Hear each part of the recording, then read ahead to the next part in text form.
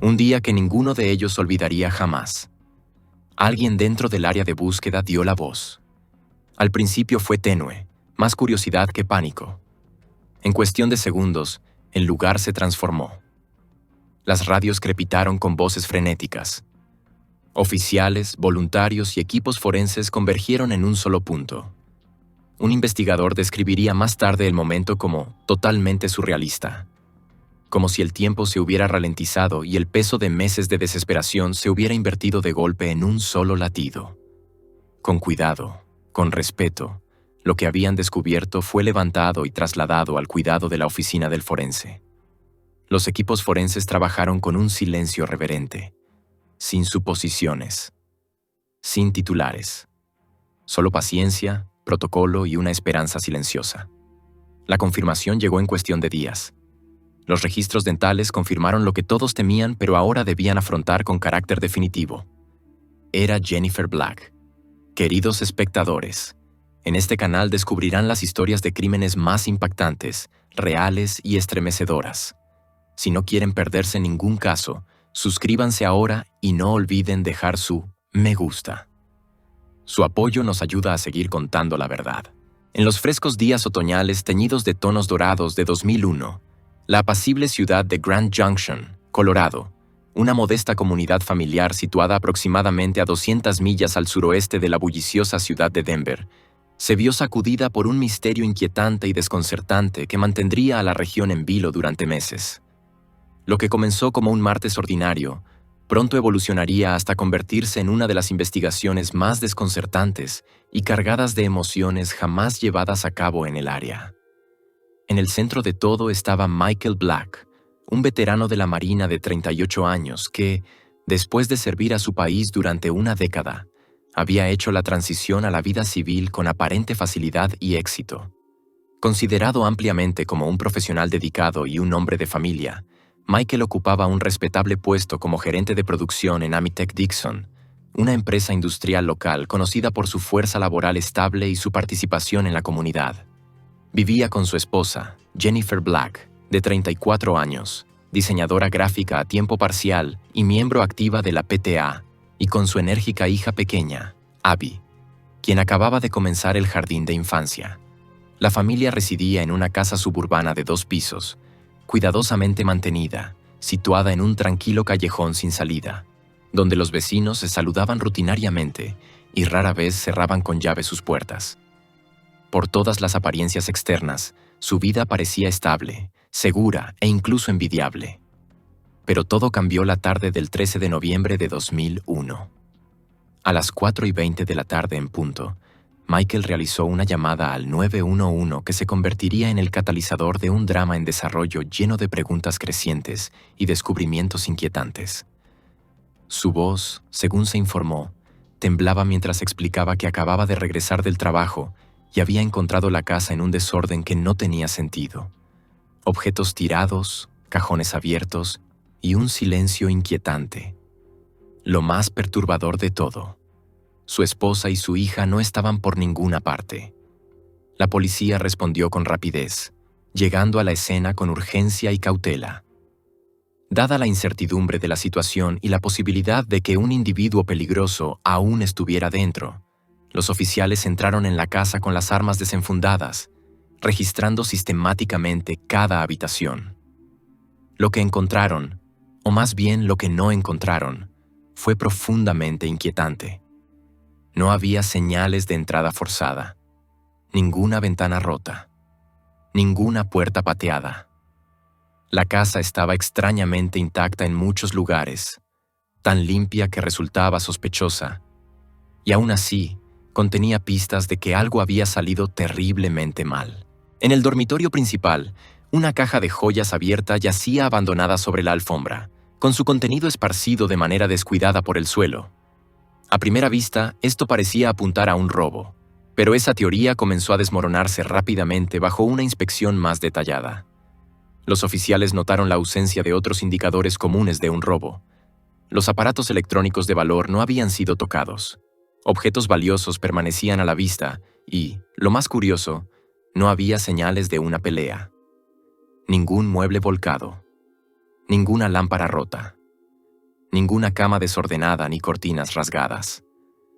Era como si alguien hubiera escenificado una escena de desorden sin perturbar realmente el hogar. Esa misma tarde se inició una búsqueda formal. La policía, junto con voluntarios, equipos de búsqueda y rescate y unidades K9, lanzó un operativo exhaustivo que se extendió por las zonas boscosas cercanas, las orillas del río y las autopistas. Helicópteros equipados con imágenes térmicas escanearon los bosques, mientras buzos rastreaban las turbias aguas del río Colorado, utilizando equipos avanzados de sonar. Se contactó a hospitales. Se realizaron entrevistas puerta a puerta en el vecindario. Pero a pesar de estos esfuerzos exhaustivos, no se encontró rastro alguno de Jennifer o Abby. Se entrevistó a los vecinos y ninguno informó haber escuchado algo inusual. La mayoría afirmó no haber visto nada fuera de lo común esa mañana. Michael dijo a las autoridades que había salido para trabajar a su hora habitual, justo antes de las 6 de la mañana, mientras Jennifer y Abby aún dormían.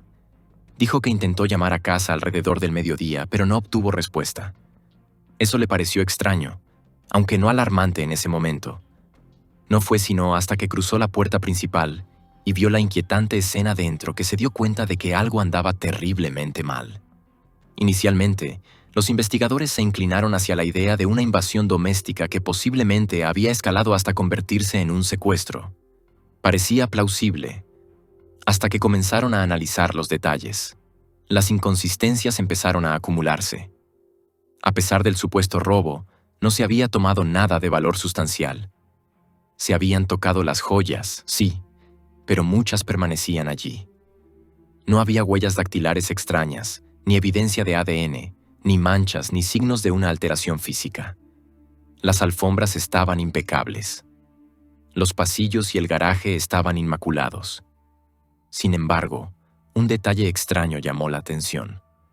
Dentro de la minivan de Jennifer, que seguía estacionada en la entrada, los analistas forenses descubrieron varias diminutas gotas que parecían sangre. Aunque inconcluyentes a primera vista, este hallazgo sembró dudas sobre las suposiciones iniciales. Planteaba una pregunta inquietante. Si algo traumático había ocurrido dentro de la casa y luego se había extendido al garaje, ¿por qué no había rastro visual? Ningún rastro, ninguna marca, ninguna alteración entre esos espacios. Los equipos forenses examinaron la casa meticulosamente, catalogando cada fibra, cada huella latente, cada partícula que pudiera contener respuestas. Aunque los resultados del laboratorio tardarían en llegar, entre los detectives comenzó a surgir una sensación inquietante incluso antes de recibirlos. La escena, señalaron en privado, parecía curada, casi como si hubiera sido limpiada y arreglada con la intención específica de desorientar a los investigadores. A medida que pasaban los días sin noticias, sin notas de rescate y sin avistamientos creíbles, el panorama emocional de la investigación comenzó a cambiar. La simpatía inicial hacia Michael comenzó a erosionarse bajo el peso de las crecientes preguntas. Los detectives no podían ignorar las inconsistencias. ¿Por qué la casa no mostraba signos de caos genuino? ¿Por qué solo se habían perturbado ciertos objetos menos valiosos? Y, lo más importante, ¿qué había estado haciendo realmente Michael entre el momento en que salió para trabajar y el instante en que llamó al 911? El segundo día después de la desaparición, las fuerzas del orden cambiaron silenciosamente la clasificación del caso. Ya no se consideraba un secuestro o robo aleatorio. Ahora se investigaba como un posible acto criminal de naturaleza mucho más deliberada. Pronto, Michael hizo una aparición pública. Acompañado por su suegra y varios miembros de su iglesia, se colocó frente a las cámaras de noticias locales, suplicando información y el regreso seguro de su esposa e hija. Su voz se quebraba. Sus manos temblaban. Habló de fe, esperanza y del deseo de obtener un cierre. Su comunidad religiosa lo apoyó, ofreciendo comidas, oraciones y donaciones para respaldar la búsqueda en curso. Sin embargo, detrás de escena, el tono se estaba volviendo más frío. Los investigadores comenzaron a revisar imágenes de vigilancia de negocios cercanos al lugar de trabajo de Michael y a lo largo de su ruta habitual. Reentrevistaron a compañeros de trabajo, monitorearon su actividad telefónica y consultaron discretamente con analistas de comportamiento. estaban emergiendo patrones, algunos sutiles, otros más evidentes. Las piezas del rompecabezas estaban siendo colocadas, una por una. Una narrativa comenzaba a formarse, pero aún faltaban muchas piezas. En esencia, esta historia no trataba simplemente de una desaparición. Trataba de ir desprendiendo las capas cuidadosamente pintadas de una vida que, en la superficie, parecía serena, prístina incluso. Trataba de averiguar si el hombre que había construido esa imagen de calma y perfección también se había convertido, consciente o inconscientemente, en el arquitecto de su colapso. Con cada día que pasaba sin que apareciera rastro alguno de Jennifer o Abby, una ola de frustración comenzó a crecer. No solo dentro del departamento de policía, sino en toda la comunidad de Grand Junction. El público, antes esperanzado, ahora se volvía impaciente. La preocupación se transformó en tensión. Los esfuerzos de búsqueda ya se habían extendido por ríos, carreteras, densos bosques y áridos caminos del desierto. Se habían desplegado drones. Voluntarios habían peinado campos hombro con hombro. La policía había ampliado el radio de búsqueda por decenas de millas, revisando propiedades abandonadas, cabañas remotas y moteles de carretera. Los detectives ampliaron su investigación más allá del ámbito local, sumergiéndose en registros estatales y federales, examinando bases de datos en busca de posibles secuestradores conocidos, reincidentes o individuos con antecedentes criminales que pudieran encajar con la extraña escena, casi sin pruebas, que habían encontrado. Incluso consultaron a expertos de otras jurisdicciones, perfiladores, analistas de comportamiento y consultores forenses. Cada posible pista que surgía, por mínima que fuera, era investigada.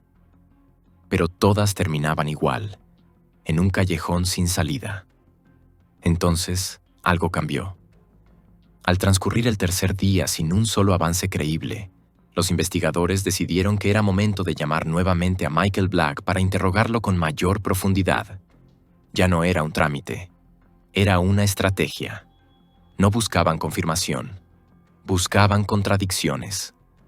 Esta segunda ronda de preguntas fue mucho más exhaustiva que la primera. Ya no se trataba solo de lo que había ocurrido el día en que Jennifer y Abby desaparecieron. Se trataba de todo lo que condujo a ese momento. Los detectives pidieron a Michael que relatara su matrimonio desde el principio. Le pidieron que describiera la personalidad de Jennifer, sus niveles de estrés, su círculo de amistades. Indagaron sobre las rutinas de Abby, sus hábitos, su comportamiento reciente en la escuela. Las preguntas pronto se volvieron más directas. ¿Había habido tensión entre él y Jennifer en las últimas semanas? ¿Voces elevadas detrás de puertas cerradas? ¿Llamadas telefónicas nocturnas? ¿Visitantes inusuales en la casa? ¿Problemas con compañeros de trabajo? ¿Disputas sin resolver en la iglesia? ¿O presiones sociales que pudieran haber generado estrés en el hogar? Michael se mantuvo compuesto, aunque ligeramente reservado. Describió su matrimonio como normal, insistiendo en que Jennifer era una esposa cariñosa y dedicada, y que su hogar era armonioso. Negó tener conocimiento de amenazas externas o enemigos personales. Pero entonces, la conversación tomó un giro sutil pero crucial. Cuando se le preguntó si creía que Jennifer podría haber estado viendo a otra persona, la respuesta de Michael fue vacilante. No acusó, pero tampoco descartó completamente la posibilidad. «No que yo sepa», dijo, antes de añadir, «pero supongo que nunca se sabe, ¿verdad?». Esa ambigüedad, por leve que fuese, generó preocupación. Los investigadores habían escuchado suficiente como para justificar un examen más íntimo de la vida privada que Jennifer había dejado atrás. De vuelta en la casa, los oficiales y examinadores forenses revisaron nuevamente las pertenencias personales de Jennifer, enfocándose no en pistas físicas, sino psicológicas. Diarios, calendarios, cuadernos. Cualquier cosa que pudiera revelar su estado mental en los días o semanas previos al incidente. Dentro de uno de sus devocionales muy usado, un pequeño diario religioso encuadernado en cuero, lleno de notas inspiracionales y oraciones, encontraron algo intrigante. En el margen interior de una página fechada solo un día antes de la desaparición, había un mensaje escrito a mano. A primera vista, parecía inofensivo, pero el contexto lo cambiaba todo. El mensaje decía: en lugar de ir a la iglesia, esta mañana recé con Stanley. Pedí orientación, necesito claridad. El nombre destacaba. ¿Quién era Stanley? Se preguntó a amigos y familiares, a vecinos, a miembros de la iglesia. Nadie pudo identificar a alguien llamado Stanley que fuera cercano a Jennifer. Por un breve momento, el caso tomó un desvío abrupto. ¿Era este hombre alguien nuevo en su vida? ¿Un confidente? ¿Posiblemente algo más? Pero la verdad resultó mucho menos dramática. Y, sin embargo, más reveladora. Stanley no era una persona que Jennifer hubiera conocido. Era un pastor, uno muy específico. Charles Stanley, un predicador televisivo de renombre nacional cuyas prédicas se emitían frecuentemente en canales religiosos. Los investigadores descubrieron que Jennifer había estado viendo una de sus transmisiones con regularidad, a menudo mientras escribía en su diario.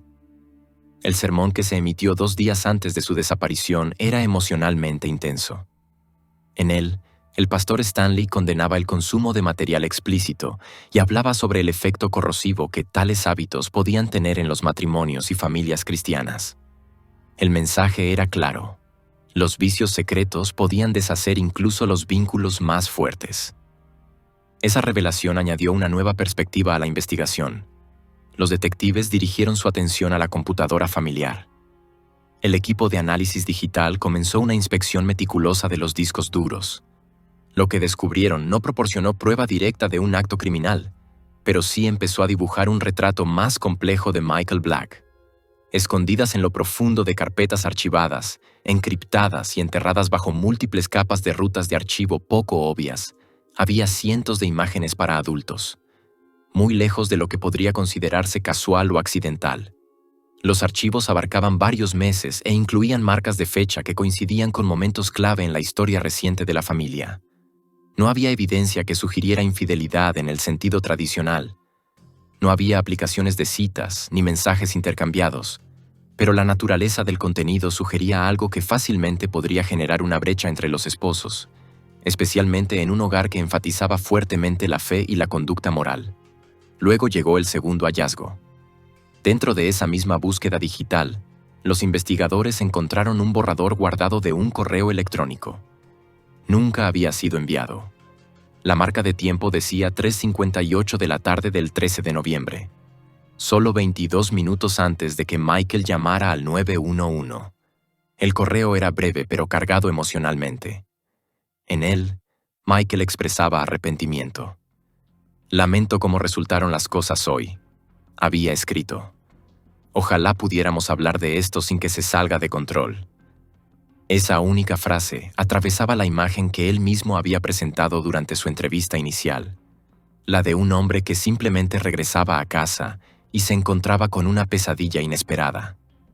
Sugería que había habido una confrontación, una discusión, posiblemente incluso un conflicto. Con este contexto, los detectives volvieron al audio de la llamada original al 911. Escucharon con oídos nuevos. Un detalle, antes pasado por alto, ahora levantaba sospechas. Cuando Michael entró por primera vez en la casa, no llamó el nombre de Jennifer.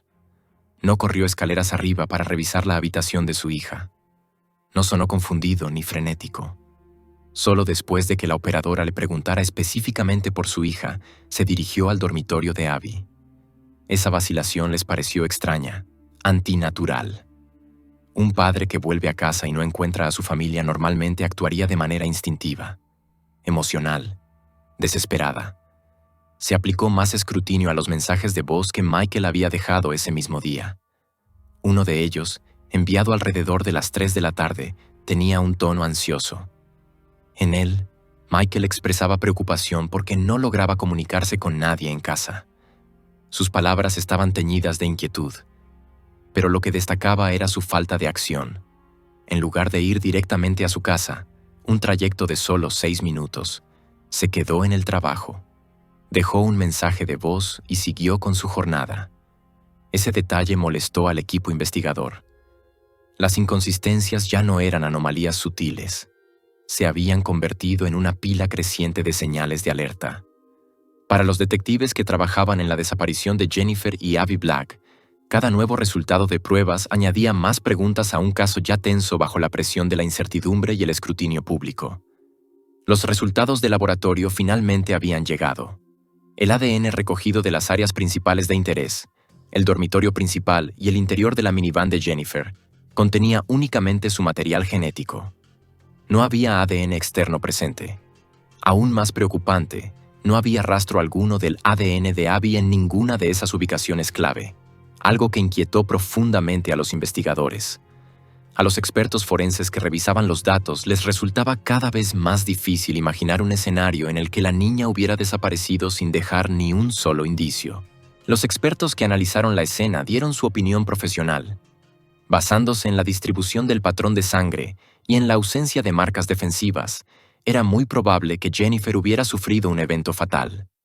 Sin embargo, sin la recuperación de un cuerpo o una cadena clara de acontecimientos que llevaran a su presunta muerte, las fuerzas del orden seguían con las manos atadas. Tenían evidencia circunstancial, tenían sospechas, pero lo que les faltaba era prueba definitiva, algo suficientemente sólido como para presentar cargos formales.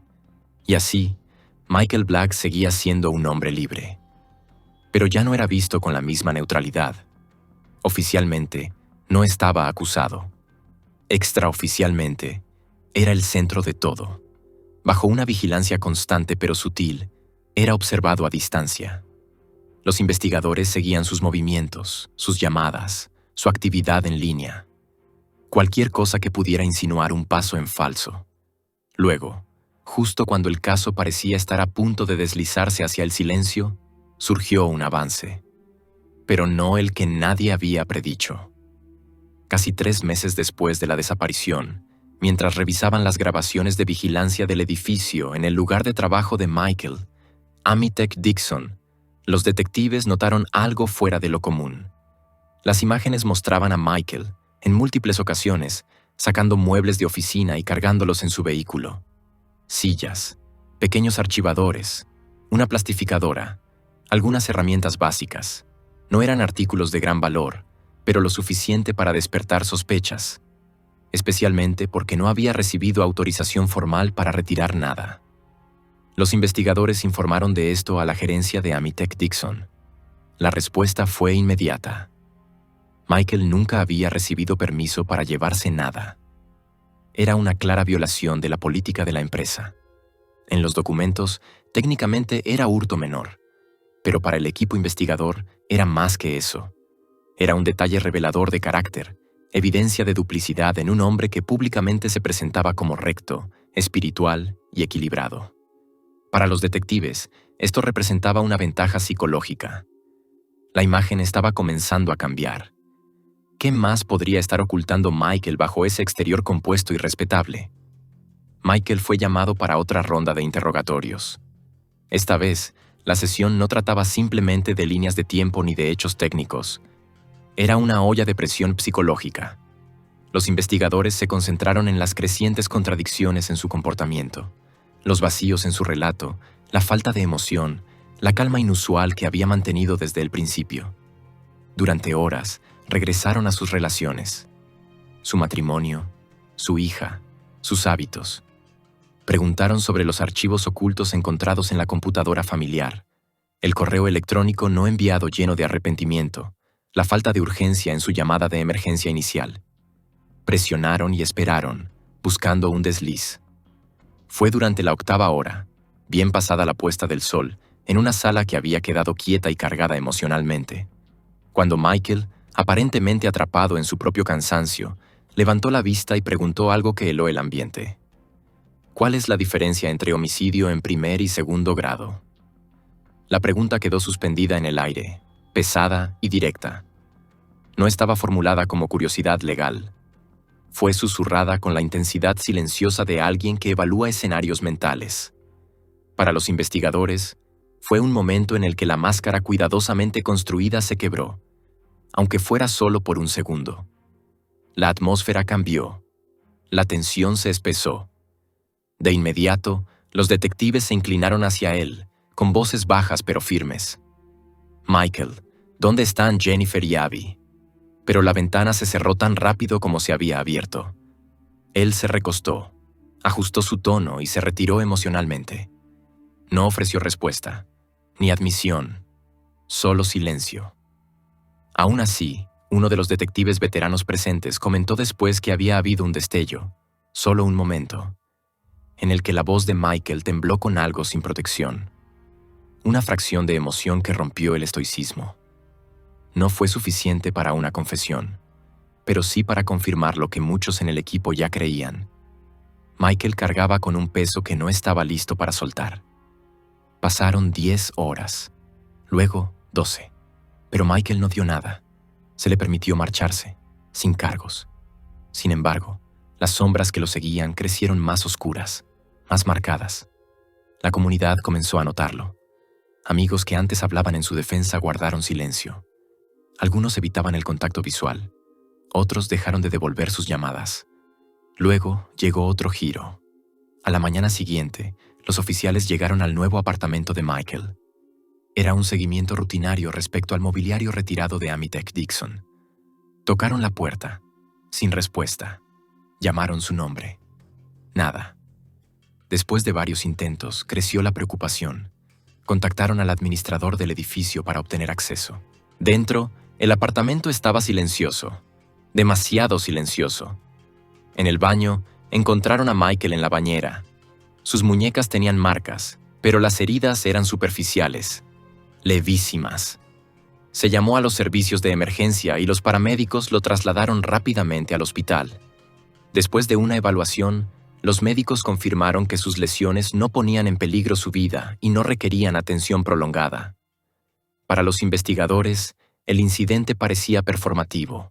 Generaba la posibilidad de que Michael estuviera tratando de recuperar simpatía, redirigir la atención o quizás ganar tiempo. Aunque nadie podía decir con certeza qué motivó el acto, parecía más orquestado que impulsivo.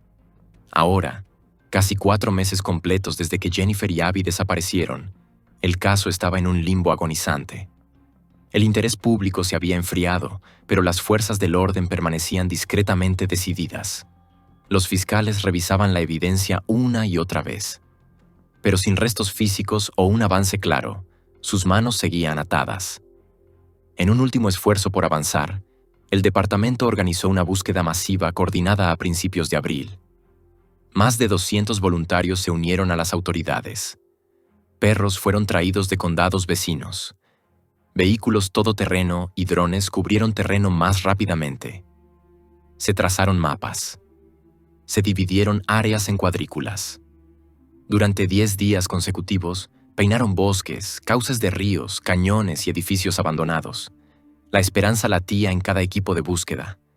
Pero al final, nada. Ni una sola prenda de ropa, ni un zapato, ni un juguete infantil, ni un bolso, ni un rastro.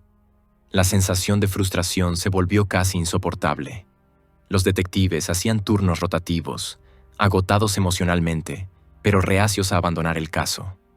Crecía la creencia de que Michael había cometido un error en algún punto, uno pequeño quizás, pero que podía ser revelado. Esa revelación llegó de una fuente inesperada, los propios compañeros de trabajo de Michael. En una entrevista que inicialmente parecía irrelevante, varios empleados de Amitech Dixon relataron un detalle extraño. El mismo día en que Jennifer y Abby desaparecieron, Michael, normalmente meticuloso, rara vez visto realizando tareas fuera de sus funciones directivas, había sido observado haciendo algo que nunca hacía. Estaba sacando la basura, no una vez, sino varias. Lo notable era que esa no era su función. Michael no era conserje ni personal de mantenimiento.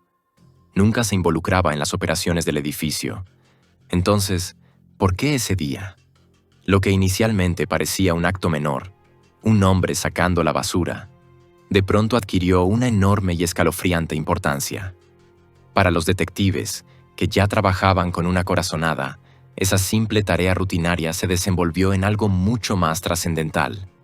Comenzaron a formular una hipótesis, una audaz, profundamente inquietante e increíblemente plausible. ¿Qué tal si la evidencia, el vínculo faltante que podía unir todo el caso, no había sido descartada en la casa ni en un campo remoto, sino a la vista de todos? ¿Y si Michael Black había elegido el contenedor de basura de la empresa Amitech Dixon como el destino final de cualquier cosa que pudiera señalar la verdad? ¿Y si lo había hecho con frío cálculo, sincronizándolo exactamente con el horario de recogida para asegurarse de que quedara enterrado bajo miles de libras de desechos antes de que alguien pensara en buscar? El enfoque cambió drásticamente. Los detectives de Grand Junction, impulsados por meses de preguntas sin respuesta y por la creciente sensación de que el tiempo se agotaba, centraron su atención en un solo lugar: el vertedero del condado de Mesa. El vertedero del condado de Mesa no era un sitio de basura cualquiera. Era un coloso industrial, un inmenso paisaje de desechos humanos, con millones de libras de basura comprimida bajo la tierra reseca de Colorado. La idea de encontrar una sola pista, y mucho menos restos humanos, dentro de ese monumento caótico de descomposición parecía casi desesperada. Pero el equipo investigador estaba más allá del miedo al fracaso. Ya no pensaban en términos de dificultad, pensaban en términos de deber. Se organizó una reunión con el gerente de operaciones del vertedero. Cuando los detectives expusieron su teoría, una teoría que involucraba evidencia oculta, eliminación de basura programada y un encubrimiento ejecutado con fría eficiencia, la reacción inicial del gerente fue de vacilación. Lo que estaban pidiendo era, sin duda, extraordinario. Excavar en un vertedero no solo era costoso o requería mucho tiempo, era peligroso, tanto física como ambientalmente. Pero la determinación implacable de los investigadores lo convenció. Este no era simplemente otro caso de persona desaparecida. Se trataba de desenterrar una verdad que había sido enterrada literalmente. Y la posibilidad, por pequeña que fuera, de que una vida humana pudiera recuperarse de debajo de una montaña de desechos hacía que la respuesta fuera clara. Con la ayuda de ingenieros de residuos y expertos en logística forense, el equipo comenzó a trabajar en el mapeo de los depósitos de basura, basándose en rutas de recolección, fechas y registros de disposición correspondientes al día en que se sospechaba que se había desechado la evidencia. Gracias a los sistemas modernos de seguimiento de vertederos y a los meticulosos registros de descarga, el enorme sitio se redujo a un cuadrante de 200 por 300 pies, aproximadamente del tamaño de un pequeño campo deportivo, y una profundidad estimada de 30 pies. Aún así, era una tarea inmensa, casi inconcebible. Esa sección por sí sola representaba más de 1.888.000 pies cuadrados de desechos comprimidos y químicamente activos. El terreno era inestable, las condiciones peligrosas y la probabilidad de éxito incierta. Pero el equipo siguió adelante. El 13 de mayo, la excavación comenzó oficialmente. La maquinaria pesada cobró vida y empezó a desgarrar el suelo. Capa por capa, la superficie fue retirada. Los escombros se trasladaban a estaciones de clasificación forense donde el personal, cubierto con mascarillas y trajes protectores, examinaba cada artículo a mano. Cada objeto era estudiado, cada bolsa abierta. Buscaban cualquier cosa que no perteneciera allí. Tela, plástico, joyas, cabello. Mientras más profundo excavaban, más peligrosas se volvían las condiciones. Los gases de la descomposición hacían difícil respirar. Objetos afilados y un suelo inestable convertían cada paso en un riesgo. Había personal médico disponible en todo momento. Durante días no encontraron nada. Los ánimos empezaron a decaer. El agotamiento psicológico se acumulaba. Cada hora sin resultados hacía más difícil mantener la moral. Surgieron dudas, incluso entre los investigadores más experimentados. ¿Se habían equivocado? ¿Habían arriesgado todo persiguiendo una teoría que no produciría nada? Pero entonces llegó el día 16. Un día que ninguno de ellos olvidaría jamás. Alguien en la cuadrícula de búsqueda dio la voz. Al principio fue suave, más curiosidad que pánico. En segundos, el sitio se transformó. Las radios crepitaron con voces frenéticas. Oficiales, voluntarios y equipos forenses convergieron en un solo lugar. Un investigador describiría más tarde el momento como totalmente surrealista, como si el tiempo se hubiera ralentizado y el peso de meses de desesperación se hubiera invertido de golpe en un solo latido. Con cuidado, con respeto, lo que habían descubierto fue levantado y trasladado al cuidado de la oficina del forense. Los equipos forenses trabajaron con un silencio reverente, sin suposiciones, sin titulares, solo paciencia, protocolo y una esperanza silenciosa. La confirmación llegó en cuestión de días. Los registros dentales confirmaron lo que todos temían, pero ahora debían afrontar con carácter definitivo. Era Jennifer Black. Había sido encontrada vistiendo pijamas. Un detalle desgarrador que respaldaba la teoría de que había sido atacada mientras dormía. Nunca había salido de la casa por su propia voluntad. El arresto fue rápido y sin resistencia. Michael Black fue detenido en la casa de su madre. Según los informes, estaba calmado, sin ofrecer comentario alguno, sin negación, sin emoción. Pero la búsqueda no había terminado, ni de lejos. De vuelta en el vertedero, la excavación se intensificó. Los equipos ampliaron la cuadrícula de búsqueda, descendiendo aún más en las capas de basura comprimida. Más de 4.600 toneladas de desechos fueron movidas y examinadas. El trabajo continuó durante 36 días más, convirtiéndose en uno de los esfuerzos de recuperación en vertedero más largos e intensos en la historia del estado.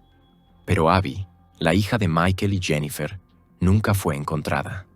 En el día 52, con el desgaste físico volviéndose insostenible y sin nuevas pistas, la búsqueda se suspendió finalmente. El dolor de terminarla sin respuestas acosó a cada miembro del equipo. Para muchos, seguiría siendo la mayor devastación de sus carreras. 2 años después, comenzó el juicio de Michael Black. La sala del tribunal estaba abarrotada. Periodistas, antiguos vecinos, analistas legales y familiares afligidos llenaban los bancos. La fiscalía inició con una narrativa devastadora y quirúrgicamente detallada. Argumentaron que Michael había atacado a Jennifer mientras dormía, que después había retirado meticulosamente toda la evidencia. La había colocado en bolsas de basura, la había cargado en la minivan familiar y la había desechado en su lugar de trabajo antes de regresar a casa para montar un robo falso. Las joyas desaparecidas, los cajones desordenados, la escena del crimen cuidadosamente intacta. Todo había sido orquestado. Presentaron evidencia forense digital de la computadora de la familia, los archivos ocultos, el correo electrónico no enviado, los registros de llamadas. Mostraron inconsistencias en su llamada al 911, su falta de urgencia, la ausencia de pánico. Reprodujeron sus entrevistas grabadas. El momento en que preguntó: ¿cuál es la diferencia entre homicidio en primer grado y homicidio en segundo grado? La defensa contrarrestó con un argumento sencillo: duda razonable. No había testigos presenciales. No había arma homicida. No había confesión. Todo era circunstancial. Insistieron en que Michael era un esposo en duelo, no un cerebro criminal. Pero el jurado vio otra cosa. Vieron un motivo. Vieron cálculo. Vieron a un hombre más preocupado por su imagen que por la verdad. Un hombre que mantenía una vida cuidadosamente pulida, mientras ocultaba una espiral de secretos detrás de puertas cerradas. Tras 5 semanas de testimonios y deliberaciones, el jurado emitió su veredicto. Culpable de homicidio en primer grado. Culpable de robo contra su empleador. Culpable de orquestar un encubrimiento. Michael Black fue sentenciado a cadena perpetua sin posibilidad de libertad condicional. Nunca fue acusado en relación con la desaparición de Abby. Ella nunca fue encontrada. Su destino sigue siendo un misterio doloroso. Pero para los investigadores, el motivo detrás de todo nunca estuvo en duda. Era cuestión de control. Control sobre su imagen. Control sobre lo que otros veían. Los archivos ocultos en la computadora. La escena del crimen montada. Las emociones ensayadas. Los desesperados intentos de proteger una vida perfecta, a cualquier costo. Y cuando esa ilusión fue amenazada, el hombre detrás de la cortina no simplemente se retiró. Borró lo que, y a quién, temía que lo expusiera. A pesar de la evidencia acumulada, a pesar del segundo juicio y los testimonios dolorosos de testigos que habían esperado casi 2 décadas por justicia, Michael Black nunca confesó. Ni una sola vez admitió responsabilidad. Ni ante la prensa, ni ante sus abogados, ni ante el tribunal. Incluso después de haber sido condenado 2 veces por el asesinato de su esposa, Jennifer Black mantuvo una frase constante: era inocente.